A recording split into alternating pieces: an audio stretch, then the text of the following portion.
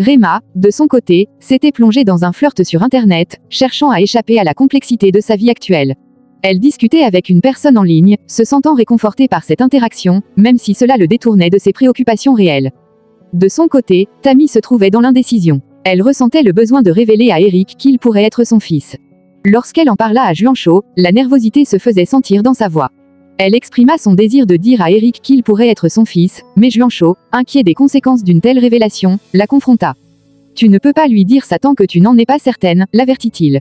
Il chercha à l'aider à éclaircir la situation en suggérant « Peut-être devrions-nous lui poser des questions de manière détachée, simplement pour savoir d'où il tient le nom de sa mère. » Juancho confia à Tammy qu'il n'était pas capable de lui poser des questions. Elle lui avoua que dès qu'Eric avait prononcé le nom de sa mère, il avait été figé sur place, incapable de réagir. Juancho tenta de la rassurer. « Ce n'est pas ta faute. Ce que tu viens de découvrir est un immense cadeau. Mais je comprends aussi ta peur d'affronter cette réalité. Il faut que tu saches. Si Eric est vraiment ton fils, alors il faut découvrir ce qui s'est passé pendant l'incendie. » Tammy hocha la tête, sa peur palpable. Elle se mit à craindre que Mana, le responsable de l'incendie, ait pu découvrir que son fils n'était pas mort et qu'il l'ait emmené. Ensemble, ils convinrent qu'il était essentiel de garder ce secret pour le moment, mais l'angoisse de Tammy grandissait au fur et à mesure de leur conversation. « Je ne peux plus le regarder en face. Comment vais-je cacher ce que je ressens ?» demanda-t-elle, désespérée. Parallèlement, Charlie cherchait des réponses à ses propres interrogations. Il souhaitait visionner les caméras de sécurité afin d'apaiser ses doutes. Quand il demanda au gardien s'il pouvait les visionner, ce dernier refusa fermement, affirmant que cela ne pouvait pas être fait. Charlie, cependant, insista. « S'il te plaît, fais-le pour moi. C'est juste pour dissiper mes doutes. » Finalement, après un moment d'hésitation, le gardien céda à la demande de Charlie, et ensemble, ils se dirigèrent vers les écrans pour visionner les enregistrements. De l'autre côté, Javier et Rema se retrouvaient, ravis de discuter après tant de temps. Javier complimenta Rema sur sa beauté, lui disant qu'elle semblait comme figée dans le temps. Rema, amusée, répliqua qu'elle ne pourrait pas en dire autant de lui, ajoutant que le temps avait été généreux envers lui également. Ils échangèrent des souvenirs et plaisantèrent sur leurs parcours respectifs, rendant la soirée agréable. Pendant ce temps, Juancho essayait de rassurer Kata au téléphone. Il lui annonça qu'il allait prendre un peu plus de temps que prévu et lui demanda de ne pas s'inquiéter. Le lendemain, Tammy avoua à Juancho ses inquiétudes sur Eric, hésitant face à l'éventualité qu'il ne soit pas son fils. Elle exprima sa peur, souhaitant qu'il soit véritablement son enfant. « Je veux qu'il soit le fils que j'ai perdu. Matteo, c'est le prénom que je lui ai donné, cela signifie « cadeau de Dieu ». À ce moment-là, Eric se préoccupait également de son ami Pitié. Il s'enquit de sa santé en parlant avec la mère de ce dernier. « Comment va-t-il? Est-il en sécurité ?» demanda-t-il, inquiet. La mère de Pitié le rassura en lui disant que son état s'améliorait et qu'il n'était plus en danger, mais Eric était néanmoins décidé à rester près de lui, insistant sur le fait qu'il ne partirait pas tant qu'il n'était pas sûr que son ami serait en sécurité. Tammy, bouleversée, pleure en parlant avec Juancho. Elle affirme que sa grand-mère n'aurait jamais confié son bébé à qui que ce soit, et elle soupçonne que Charlie a manigancé contre elle pour la faire enfermer. Juancho tente de la calmer, la rassurant qu'ils finiront par découvrir la vérité. De son côté, Charlie est suivi par un homme suspect, qu'Axel remarque immédiatement. Charlie confirme qu'il l'avait déjà repéré auparavant. Quand Axel lui demande ce qu'il compte faire, Charlie envisage d'envoyer Lucio régler la situation, ce qui surprend Axel. Pendant ce temps, Charlie reçoit un message suggestif et y répond avec enthousiasme. Tammy, abattue par la situation et par les révélations sur son fils, est consolée par Juancho qui lui promet de continuer à chercher la vérité. Ils évoquent la possibilité qu'Eric ait survécu à l'incendie, mais qu'il aurait été récupéré sans que personne n'en sache rien. Charlie, pendant ce temps, continue de coucher avec Carolina, tandis que Javier, de son côté, passe la nuit avec Rema.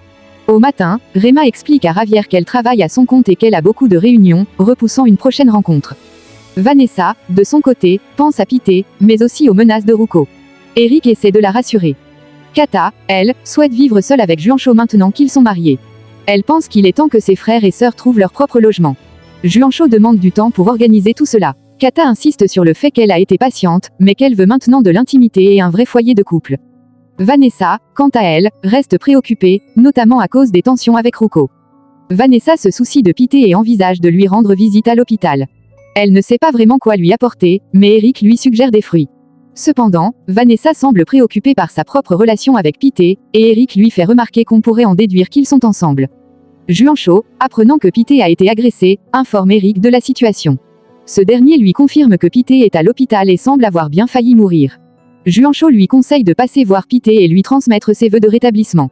Ils conviennent également de se voir plus tard. Pendant ce temps, Kata se rend à l'hôpital et discute avec l'infirmière de son désir d'avoir un bébé, malgré des années de contraception. L'infirmière lui prescrit des vitamines et lui conseille de rester calme. Kata, impatiente, trouve difficile de se détendre dans cette situation. Rema, quant à elle, réfléchit à un plan pour enregistrer Charlie. Elle souhaite utiliser ces enregistrements pour se défendre contre lui. Tammy, curieuse, lui demande plus de détails, et Rema lui confie que, bien qu'elle soit en colère, elle est déterminée à utiliser tous les moyens nécessaires. Charlie, de son côté, utilise ses ressources pour enquêter sur un détective qui semble le suivre. Il prend discrètement une photo de la plaque d'immatriculation de la voiture du détective et contacte Lucio pour en savoir plus. Pete, à l'hôpital, reçoit la visite de Vanessa et d'Eric. Vanessa est ravie de le voir se sentir mieux, et Eric prend soin de lui en lui donnant à manger de manière ludique. De retour au studio, Rema et Charlie ont une confrontation tendue avec Maura. Ordonne à Maura de quitter l'entreprise, l'accusant de malversation. Il ne veut plus que Maura soit impliquée dans les affaires de la société. Emma, impliquée dans des documents falsifiés, tente de se défendre en prétendant qu'elle n'était pas au courant. Elle menace Charlie de dire qu'elle est innocente et qu'elle ignorait tout. Le ton monte entre eux, et les tensions entre Charlie et Emma atteignent un point de non-retour.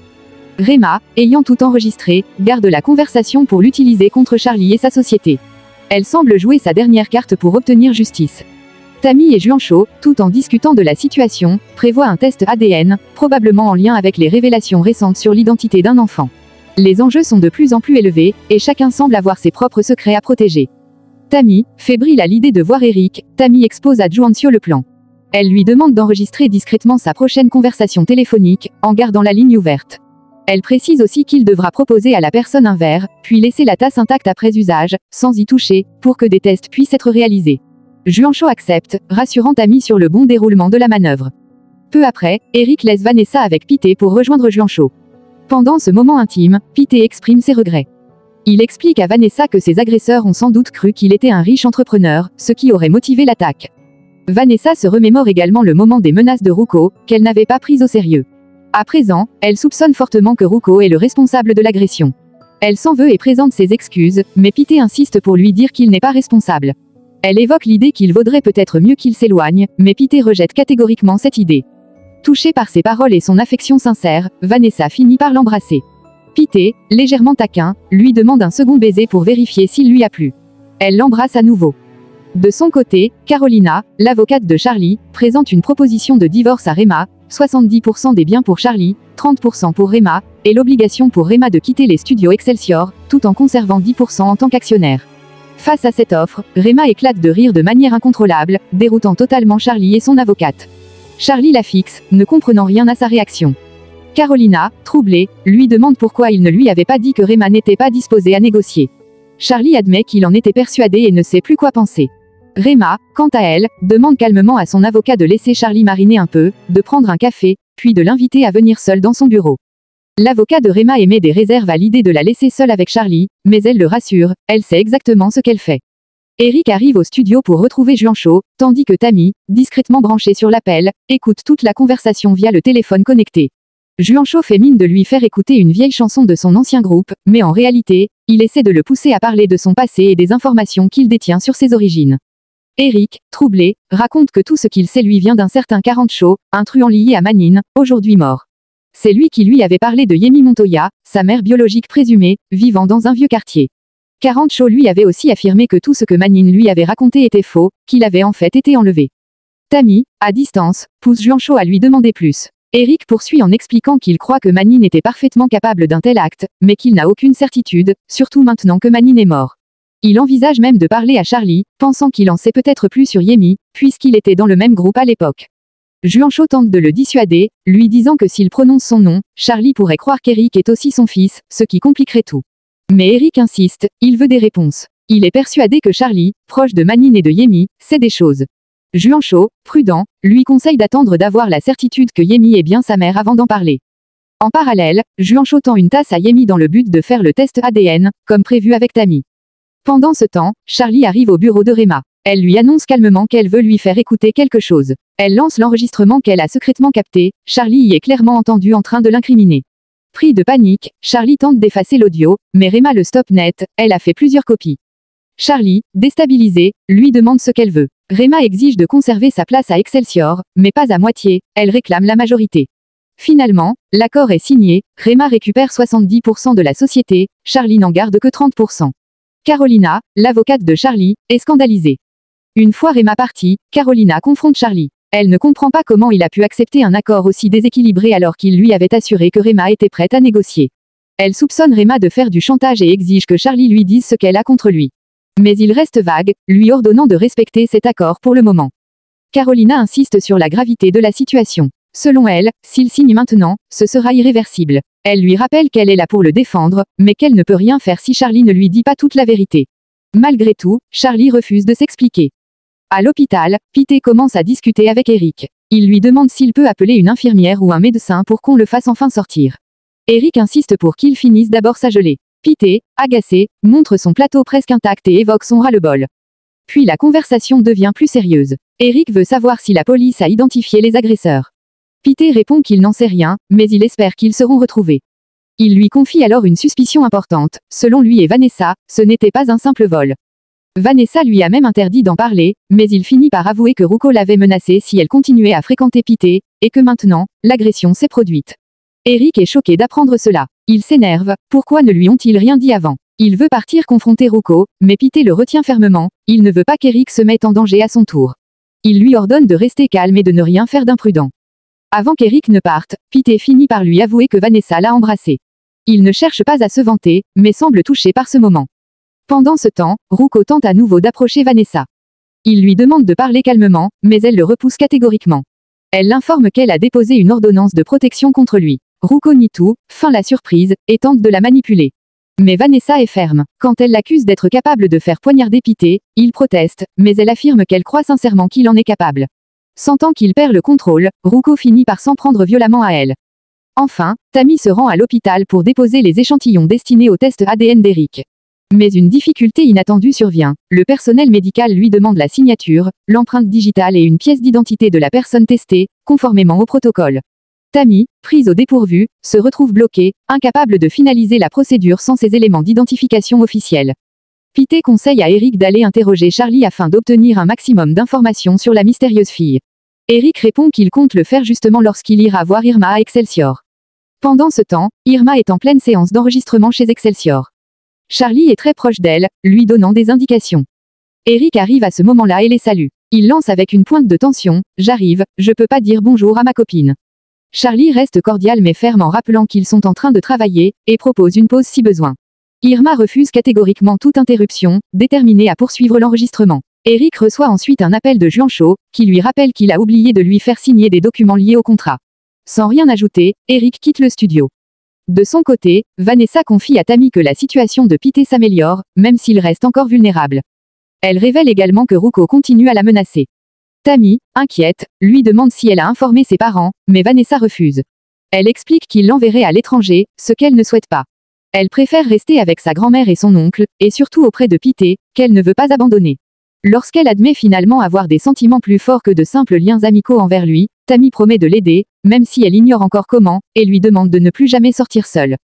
Un peu plus tard, Rema arrive au studio. Charlie, méfiant, lui demande ce qu'elle veut. Rema lui répond qu'elle est venue parler avec sa nouvelle artiste. Charlie insiste qu'Irma est son propre recrutement, affirmant qu'il l'a découverte et éloignée de Juancho. Mais Rema réplique fermement qu'Irma sera désormais sa nouvelle artiste pour la prochaine phase d'Excelsior. Elle avertit Charlie qu'elle va désormais le traiter comme lui l'a traité, avec humiliation et mépris. Alors qu'ils sont encore ensemble, Rema reçoit un appel de Ravière. Elle adopte immédiatement un ton affectueux, échangeant des mots doux avec lui. Elle accepte une invitation à déjeuner, lui disant qu'elle pense constamment à lui. Une fois l'appel terminé, Charlie, silencieux face à cette scène, quitte les lieux. Rema reprend ensuite la direction de la séance en donnant des consignes à Irma. Eric confronte Charlie pour obtenir des réponses. Il commence par lui demander comment s'est passée la répétition. Charlie répond vaguement, disant qu'Irma est avec Emma, ce qui étonne Eric. Il pensait que Charlie était censé gérer le single d'Irma. Charlie reste évasif et lui dit qu'il n'y a rien à comprendre, que c'est désormais Rema qui s'en occupe.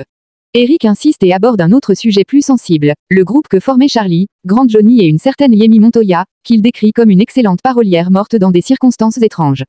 Il demande à Charlie s'il connaissait ses petits amis, expliquant que lui-même est aussi auteur et croit qu'il écrit mieux quand il est amoureux. Charlie lui répond qu'il ne lui connaissait aucun petit copain et que ce n'était pas une autrice extraordinaire non plus, en précisant que seul Juancho la trouvait géniale. Eric demande s'il a des textes d'elle, ce qui intrigue Charlie, qui commence à se demander pourquoi cet intérêt soudain. Eric évoque alors un texte qu'il est en train d'écrire, sur une amitié détruite par la quête de gloire et d'argent. Charlie tente alors de convaincre Eric de quitter le label de Juancho et de venir travailler avec lui. Il promet de gérer le rachat de contrats si besoin, et lui propose de créer ensemble quelque chose de grand. Eric reste silencieux mais Charlie lui dit de réfléchir et de le tenir au courant. Par la suite, Eric retrouve Irma et lui demande comment s'est passé son moment au studio. Irma lui révèle que désormais, c'est Rema qui va la produire. Eric trouve cela étrange, d'autant que Charlie lui a dit tout le contraire, prétendant que c'est lui-même qui avait désigné Rema. Irma exprime son trouble, elle ne sait pas ce qu'il s'est passé entre Charlie et Rema, mais Charlie a paru furieux quand Rema a annoncé qu'elle allait la produire. Elle se sent comme un objet que les deux se disputent, mais elle conclut que l'essentiel reste sa musique. Eric lui conseille de se concentrer sur ça. Irma questionne Eric sur sa réaction quand il l'a vu avec Charlie, sentant qu'il était jaloux. Eric avoue qu'il n'aime pas Charlie, mais elle l'interrompt et s'énerve, lui reprochant de la prendre pour une idiote incapable de gérer sa propre vie. Eric tente de calmer la tension et recentre la discussion sur sa collaboration avec Rema. Enfin, Juancho fait signer les papiers à Eric. Pendant ce moment administratif, Irma en profite pour s'excuser auprès de Juancho. Celui-ci accepte ses excuses. Charlie finalise son plan avec Lucio suivi par le détective privé pendant que le détective privé est lui-même suivi par Lucio.